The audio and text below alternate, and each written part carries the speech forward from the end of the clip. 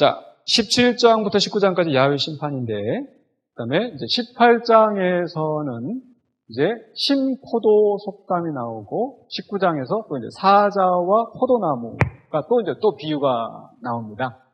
자, 신포도 속담이 뭐냐면은요, 이제 속담 1절부터 20절까지 이제 그 속담이 나오는데요. 1절부터 4절에서 그 속담이 뭐냐면은, 자, 18장 2절에 너희가 이스라엘 땅에 관한 속담이 이르기를 아버지가 신포도를 먹었으므로 그의 아들이 이가시다고 함은 어찌 됨이냐.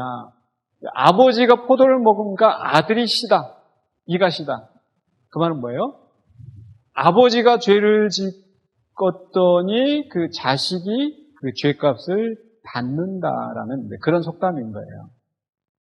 그런 속담인데 그렇게 말함이 어찌미냐라고 말씀한 것은 그렇지 않다. 그건 잘못됐다. 이렇게 말씀하시는 거예요. 3절에 너희가 이스라엘 가운데서 다시는 이 속담을 쓰지 못하리라. 4절입니다. 모든 영혼이 다 내게 속한지라 아버지의 영혼이 내게 속함같이 그의 아들의 영혼도 내게 속하였나니 범죄하는 그 영혼은 죽으리라. 자, 이 말씀하시는 이유는요. 바로 앞에 지금 17장에서 지금 무슨 얘기를 했었냐면은 지금 하나님이 다 그 가지를 꺾어다가 다 망하게 하고 잡혀가고 막 지금 이런 얘기, 막 심판하시는 얘기를 하잖아요. 이게 심판, 음란한 예루살렘 또 막 하나님 다 이제 심판하시겠다고 하니까 지금 그 사람들이 그 당시에 하고 있는 그 생각들은 뭐냐면 우리 조상들이 죄를 지어서 우리가 이렇게 지금 벌을 받는 거다. 우리도 그런 얘기 하잖아요. 안 되면 누구 탓? 조상 탓. 우리 조상들이 덕을 안 세워서.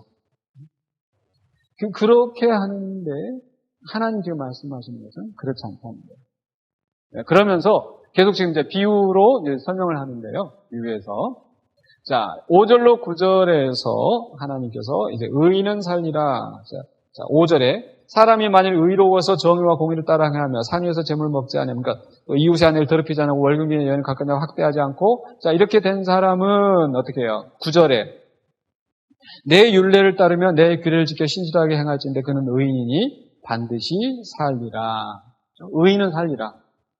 그러니까 하나님께서 그 행위대로 갚아주신다고 그랬잖아요. 의인은 살아요. 자, 그런데 그 다음에 이제 나오는 게 뭐예요? 만약 그에게 아들이 있었는데 의롭게 사는 사람이 있어서 의롭게 잘 살았어요.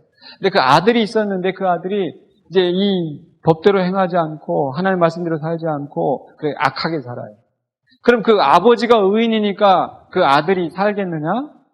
아니란 말이에요. 그 악한 아들은 죽을 것이다. 자, 그 다음에 그런데 그 악한 아들이 아들을 낳았는데 그 아들은 의로워. 그러면 그 의로운 아들인데 아버지가 악했다고 해서 그것 가지고 그 벌을 주겠느냐. 의로운 아들은 살 것이다. 지금 그 이야기를 쭉 하시는 겁니다. 그래서 결론적으로는 19절로 22절에 자기 행위대로 하나님께서 심판하신다는 거죠. 자, 그러면서 지금 이 말씀을 그럼 하시는 이유가 뭘까요? 그 의미를 우리가 생각해 봐야 돼요. 왜 지금 이스라엘 사람들은 아버지가 포도를 먹으니까 자식이 시기다. 하나님의 생각은 그게 아니다. 다 행위대로 심판을 받는다. 그러니까 지금 이 말씀을 하시는 하나님의 심정이 무엇일까? 바로 지금 그 당시에 지금 막 그 포로로 끌려가고 또 성전이 무너지고 이런 속에서 지금 이 사람들은 지금 조상 탓만 하고 있잖아요. 근데 사실은 누구를 탓해야 돼요? 자기 자신을 탓해야 돼요. 왜 하나님 자기 자신들을 탓하기를 원하실까요? 회개하고 돌아오기를 기다리십니다. 회개하고 돌아오기를. 그런데 이 사람들은 회개하고 돌아오는 것이 아니라 자꾸 조상 탓이나 하고 회개하고 돌아오는 것이 아니라 다른 나라에 가서 손을 벌리고 도와달라고 요청을 하고 지금 그러고 있다는 거죠. 그래서 하나님께서 그 다음에 하나님이 지금 심판하시는 것은 바로 공평하다. 하나님의 길은 공평하다. 그래서 돌이키는 대로 하나님 구원하실 것이고 의에서 악으로 돌이키면 심판하실 것이고 악에서 의로 돌이키면 하나님께서 살리신다. 그래서 우리 하나님은 공평하신 하나님이시고 그 하나님께서 그 백성들에게 원하시는 것은 바로 회개하고 돌아서라는 거죠. 바로 그 일을 위해서 하나님께서 지금 에스겔 선지자를 보내신 거고 에스겔 선지자를 향해서 외치라, 선포하라. 그들이 패역한 족속이라 듣지 않을 것이다. 듣지 않아도 너는 외치라. 외치고 그들이 돌이키면 그들이 살겠고 돌이키지 않고 죽으면 그 핏값은 너에게서 찾지 않겠다. 지금 하나님이 그 심정으로 지금 말씀하십니다. 아직 심판이 다 이루어지지 않았잖아요. 지금 에스겔이 포로로 끌려가서 지금 예언하고 있는데 아직 큰 심판이 남아있는데 지금 이스라엘 백성들은 지금 포로로 잡혀와가지고 또 아직 예루살렘 성전이 남아있으니까 뭐 금방 해결될 거야. 하나님은 아니다. 무너진다. 망한다. 그러기 전에 회개하고 돌아서라 라고 말씀하시는 거죠. 자, 그러면서 이제 18장 넘어가서 신포도 속담 넘어가서 이제 19장에서요. 이제 또 사자와 포도나무가 나오는데요. 자, 사자와 포도나무 기타가 이제 1절로 9절에서 이제 두 젊은 사자가 나옵니다. 자, 1절 도입부에서 하나님께서 에스겔에게 너는 애가를 지어 불러라. 슬픈 노래, 곡하는 소리. 근데 그 곡하는 소리가 뭐냐면요. 자, 2절로 3절에서는요. 자, 2절입니다. 보루라, 내 어머니는 무엇이냐? 암사자라. 그가 사자들 가운데 엎드려 젊은 사자 중에서 그 새끼를 기르는데 새끼 하나를 키우매 젊은 사자가 되어 먹이 물어뜯기를 배워 사람을 삼키매 이방이 듣고 함정으로 그를 잡아 갈고리로 꿰어 끌고 애굽 땅으로 간지라. 자, 그래서 이 젊은 이제 사자, 어미 사자가 있는데 어미 사자는 제가 보기엔 이제 이스라엘인 것 같아요.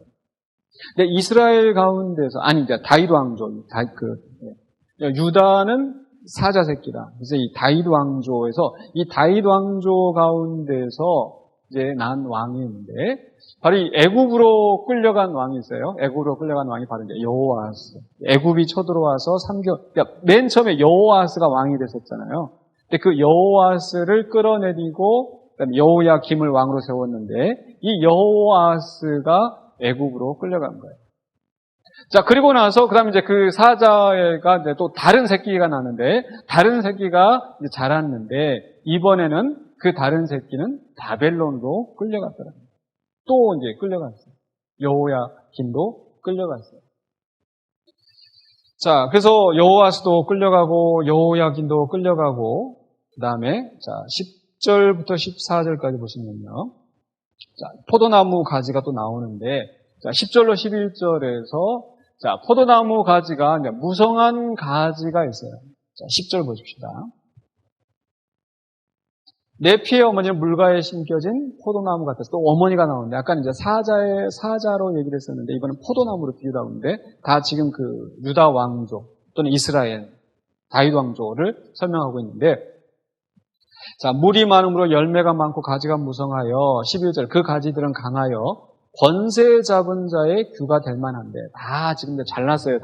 다 왕자들이고 왕이 될 만해요. 그런데 그 중에서 한 가지가 아주 키가 굵은 가지, 많은 가지 가운데서 뛰어나 보이다가 굵은 가지가 하나 있었는데 그 가지가 이제 정말 그 규가 될 만한, 권세 잡은 자의 규가 될 만한 거, 그러니까 왕이 될 만한 그런 가지였단 말이에요. 그런데 12절에 분노 중에 뽑혀서 땅에 던짐을 당하매 그 열매는 동풍에 마르고 그 강한 가지들은 꺾이고 말라 불에 탔더니 그 남은 가지도 결국은 다 타버렸단 말이에요. 자, 그래서 결론이 뭐냐? 14절에 불이 그 가지 중 하나에서부터 나와 그 열매를 태우니 권세 잡은 자의 규가 될 만한 강한 가지가 없도다 하라. 이것이 애가라. 후에도 애가가 되리라. 그래서 결국은 뭐예요? 12절부터 14절까지 굵은 가지가 나왔는데 굵은 가지도 꺾이고 나니까 남은 가지가 하나도 없다. 결국은 다윗 왕조가 완전히 멸망하게 되었다는 것을 지금 슬퍼하는 겁니다. 자, 그래서 18장에서는 아까 이제 신포도 속담을 통해서 결국은 자기의 행위대로 지금 심판을 받는 거다. 그리고 19장에서는 이 애가를 통해서 결국은 이 왕들이 다 이리 잡혀가고 저리 잡혀가고 또 이렇게 죽고 저렇게 죽고 해서 결국은 왕이 없이 다 망해버린 이 나라를 지금 애통해 하는 거죠. 자, 그 다음 장면은 이제 20장에 가서 보시면요. 자, 20장 이제 1절로 44절에서는 바로 이제 이스라엘의 반역이 나옵니다. 자, 이스라엘의 반역이 이제 두 가지로 소개가 되어 있어요. 자, 20장 1절로 29절에서는 조상의 반역, 30절로 44절에는 이제 당대의 반역. 아까 그 속담 기억하시죠? 아버지가 포도를 먹었으니 자식이 시리다 그러는데 사실은 너희들이 지금 잘못된 길로 가고 있기 때문에 죽는 거다. 지금 그 내용을 좀 더 자세하게 풀어서 설명하고 있어요. 자, 1절로 3절에서 보시면 자, 장로들이 이스라엘의 장로들이 지금 에스겔을 찾아왔습니다. 찾아와서 이제 묻는데 뭘 물었는지 정확히 안 나와 있어요. 근데 상황을 보니까 아마 에스겔한테 우리가 언제쯤 다시 이스라엘로 돌아갈 수 있을는지 그런 걸 묻지 않았었을까. 근데 하나님께서 이제 그들에게 대답하시기를 4절로 이제 17절입니다. 3절을 보고 가십시다. 3절에. 자, 너희가 3절 중간에 너희가 내게 물으려고 왔느냐? 내가 나의 목숨을 걸고 맹세하거니와 너희가 내게 묻기를 내가 용납하지 아니하리라. 주 여호와의 말씀이니라. 그래서 기껏 와서 묻는데 하나님께서 이렇게 말씀하신 것은 이 장로들이 와가지고 자기들의 잘못한 것을 돌아보고 회개하지는 않고 그저 그냥 막연하게 하나님 언제 구원해 주시겠느냐? 하나님이 이러실 수가 있느냐? 우리 조상들의 죄를 가지고 우리한테 이렇게 할 수가 있느냐? 이렇게 지금 불평불만하고 있지 않으셨을까? 그래서 하나님께서 감히 나한테 지금 물으려고 왔느냐? 지금 이렇게 하시는 거예요. 자, 그러면서 4절에서 인자야 내가 그들을 심판하려느냐? 내가 그들을 심판하려느냐? 너는 그들에게 그들의 조상들의 가증한 일을 알게 하여 이르라. 그래서 먼저 그 조상들의 가증한 일들을 먼저 지적하는 거예요. 자, 그래서 그 조상들의 가증한 일들이 뭐가 나오는가? 4절로 7절까지에서는 4절로 9절에서 그들이 애굽에서 하나님을 배반하였던 그 과거의 역사. 그럼에도 불구하고 하나님께서 그들을 구출하셔서 이제 광야에 데리고 나왔는데 10절로 17절에서 보면요. 바로 앞에 9절에서 또 중요한 말씀인데 애굽 땅에서 인도하여 낸 남이 9절 하반부에 이는 내 이름을 위함이라 내 이름을 그 이방인의 눈앞에서 더럽히지 아니하려고 행하십니다. 그러니까 성경에는 사실 자세하게 안 나와 있어요. 근데 그들이 400년 동안 애굽에서 살면서 하나님을 제대로 믿고 살았을까요? 그 광야에서 그들이 하는 행동을 보면 결코 그랬지 않았을 거란 말이죠. 400년 동안 애굽에서 살면서. 근데 그럼에도 불구하고 하나님께서 그들을 구출하여 데리고 나오셨어요. 왜? 그냥 만약에 애굽에서 그들이 그대로 죽었으면 하나님께서 약속하셨던 그 아브라함과 이삭과 야곱에게 맹세하셨던 그 맹세가 이루어지지 않을 것이고 또 거기서 기껏 하나님이 아브라함과 이삭과 야곱에게 맹세해서 그 자손들이 애굽에 갔는데 그들이 성공하지 못하고 거기서 죽고 망했다. 하나님의 영광이 더럽혀지잖아요. 그래서 하나님께서 하나님의 이름을 위하여서 그들을 데리고 나왔어요. 데리고 나와서 광야를 지나가는데 우리 성경에서 봤잖아요. 민수기에서 보면은 원망하고 불평하고 고기 못 먹는다고 물 없다고 끊임없이 원망하고 불평하고 이렇게 하나님께 거역하던 그 백성들이라는 거죠. 그리고 또 계속해서 그 다음에 뭐예요?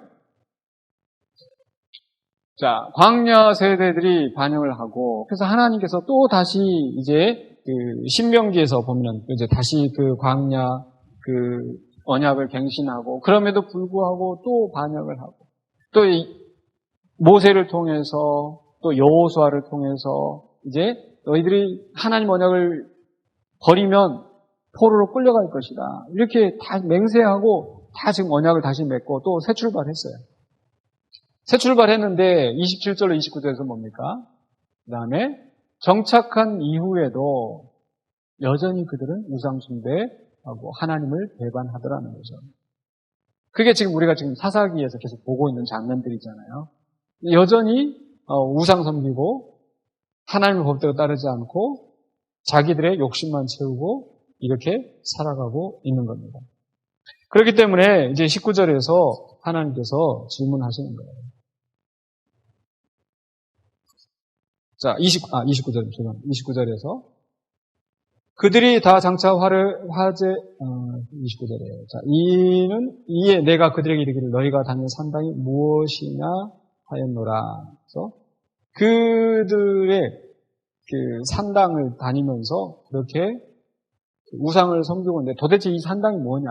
도대체 너희를 뭐 하고 있냐? 하나님께서 그들을 향하여서 찾으시고 부르시는 하나님의 질문.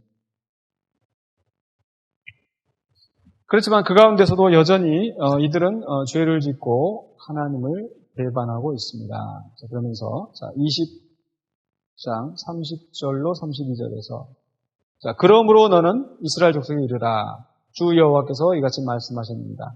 너희가 조상들의 풍속을 따라 너희 자신을 더럽히며 그 모든 가정한 것을 따라 행음하느냐. 여기서 이 너희는 누구예요? 지금 바로 이 당대의 그 사람들인 거예요. 그들도 여전히 조상들과 같이 그렇게 죄를 지으면서 그러면서 하나님한테 와가지고 하나님 도대체 왜 이렇습니까? 왜 우리 조상들이 지은 죄 가지고 우리를 벌 주십니까? 하나님한테 그렇게 불순하게 질문을 하고 있다라는 거죠. 그래서 하나님께서 그러면서도 그들은 32절에 보니까 너희가 스스로 이르기를 우리가 이방인 곧 여러 나라 족속같이 되어서 목석을 경배하리라 하거니와 너희 마음에 품은 것을 결코 이루지 못하리라. 그 말은 하나님 우리 건져주지 않으시니까 우리는 다른 이방신을 섬기겠습니다. 이렇게 말하는데 이루지 못하리라. 왜? 하나님께서 그들을 심판하실 거니까. 또 하나님께서 기어이 그들을 고치실 거니까. 자, 그래서 33절로 39절에서는요, 이제 하나님께서 그들을 심판하시는데, 이제 그 이방 광야에서 그들을 심판하신다는 것은 바로 이제 그들을 그 애굽에서 끌어내셨던 것처럼 이제 하나님께서 그 백성들을 끌어내셨어요. 33절로 36절을 보면 광야에서 그들을 심판하시겠다. 자, 35절에 너희를 인도하여 여러 나라 광야에 이르러 거기서 너희를 대면하여 심판하래. 애굽 땅 광야에서 너희 조상들을 심판한 것이 너희를 심판하리라. 그러니까 이스라엘 백성들이 그 애굽에서 나와서 광야에서 40년 동안 결국은 다 죽어갔었잖아요. 그렇게 했던 것처럼 이제 하나님께서 다시 너희들을 끌어서 이방 땅에서 이방 광야에서 너희들을 다 심판하시겠다. 근데 이렇게 심판하시는 이유가 뭔가 바로 그 가운데 37절로 38절에서 그 범죄자들을 다 제거하시고 또 우상 숭배하는 모든 것들을 다 제거하시겠다. 그래서 하나님이 심판하시는 것은 그 죄악된 그런 모든 그 범죄자들 또 그런 모든 행위들을 하나님 다 쓸어버리십니다. 어쩌면 하나님께서 우리 가운데서 시련을 허락하시는 것도 그 가운데 정말 우리 안에서 떨쳐내버리시는 그런 모습들이 있지 않을까. 또 정말 잘 나갈 때, 평안할 때는 구분이 잘 안 돼요. 근데 정말 어렵고 힘들 때 옥석이 가려지는 거죠. 우리 인간, 사람 사는 것도 그렇잖아요. 좋을 때는 누가 좋은 친구인지 나쁜 친구인지 분간이 안 돼요. 근데 어려운 일 당할 때 정말 누가 진정한 친구인지 알게 되는 거죠. 하나님께서 이스라엘 백성들을 그 심판하시는 가운데서 옥석을 가려내시고 그리고 나서 그 다음에 40절로 44절에서 이제 하나님께서 그들을 다시 약속의 땅에 데리고 와서 그리고 그들을 회복하게 하시는 겁니다. 근데 이런 모든 일을 하시는 궁극적인 목적이 뭐냐? 바로 하나님의 이름이야. 여기에 우리 소망이 있는 것 같아요. 야, 하나님이 당신 이름을 위해서 그렇게 하시는, 하나님 너무 이기적인 거 아닌가? 네? 우리 자신을 생각하면 전혀 소망이 없지만, 하나님이 그 언약에 신실하시고, 그 하나님의 그 영광스러운 이름을 위하여서 하나님 열심을 다하시고 이루신다고 했었을 때는 믿을만 한 거예요. 우리 자신을 보면 믿을 수가 없지만. 그래서 하나님께서 바로 당신 아들을 이 땅에 보내셔서 그 일을 이루신 겁니다. 우리로서는 아무런 가치도 없고 우리로서는 아무 힘도 없고 아무 소망도 없지만 하나님께서 오직 전적인 은혜로 그 일을 계획하시고 성취하시는 거죠. 자, 그래서 하나님께서 이스라엘 백성들을 다시 그 약속의 땅으로 인도하시고 또 뿐만 아니라 아까 그 백향목 가지를 꺾어다가 다시 심는다고 그랬어요. 그 가운데 메시아를 세우시고 그 나라를 회복하게 하신다는 거죠.